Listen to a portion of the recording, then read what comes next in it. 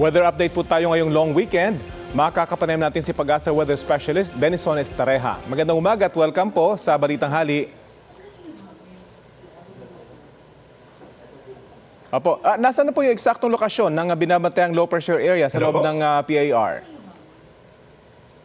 Hello Sir Rafi, magandang tanghali po. Ganyan din sa ating mga taga-subaybay. Sa ngayon po yung low pressure area na ating monitor ay huling namataan at 655 kilometers east-northeast of Itbay at Batanes. At meron po itong katamtamang tsansa na ma-develop bilang isang tropical depression or mahinang bagyo sa susunod po na 2 hanggang 3 araw. At papangalanan po natin ito na Pilandok kung sakasakali. And yung track nitong low pressure area is mananatili lamang ito sa hilagang bahagi ng Philippine Sea, approaching po dito sa may Taiwan. So less likely po ito na maglalandfall.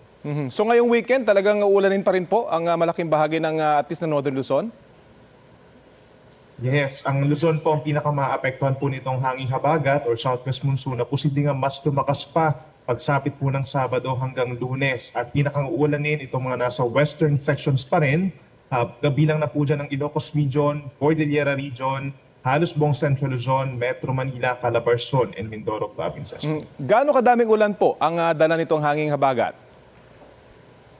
Merong mga lugar po kagaya dito sa may Zambales, Bataan, La Union, Benguet, and Pangasinan na hanggang 200 millimeters po ang posibleng maranasang ulan in a 24-hour period. Pero ito ay for a day lamang po at posibleng magtagal nga ito ng 2 hanggang 3 araw pa. Kaya yung mga pag-ulan na mararanasan po nila ay pare magdulot pa rin ng malawakang mga pagbaha, pag-apong ng mga kailugan at pagbuho ng lupa. Ano naman po ang lagay ng panahon sa malaking bahagi ng Visayas, lalo na po sa Mindanao?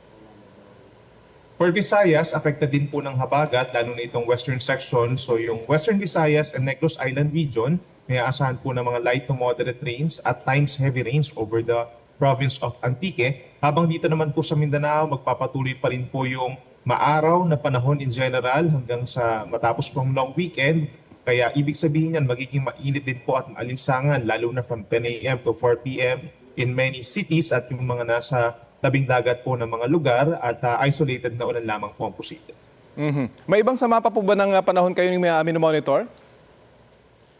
Bukod dun sa low pressure area, may mga nakapalibot din po ng mga cloud clusters dito sa may Philippine Sea and even dito sa may West Philippine Sea at wala naman pong indicator na alin sa mga ito ay magiging isang bagyo. But for the month of September po, ang forecast po natin ay 2 hanggang 3 at yung kanyang general direction ay heading towards Northern Luzon at yung ibang bahagi po ng Luzon and Visayas maaaring maapektuhan pa rin po ng hanging habagat. Baka may babala po kayo sa ating mga kababayan, lalo't saturated na yung lupa.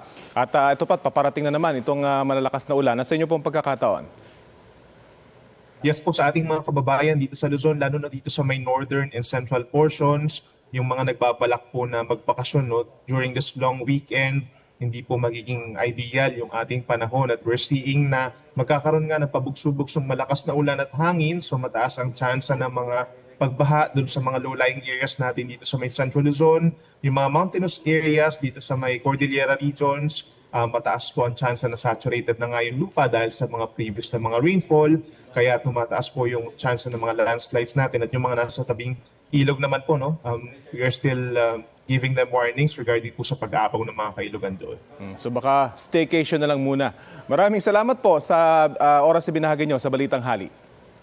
Salamat din, Sir Rafi. Yan po si Pag-asa Weather Specialist Benison Estareja.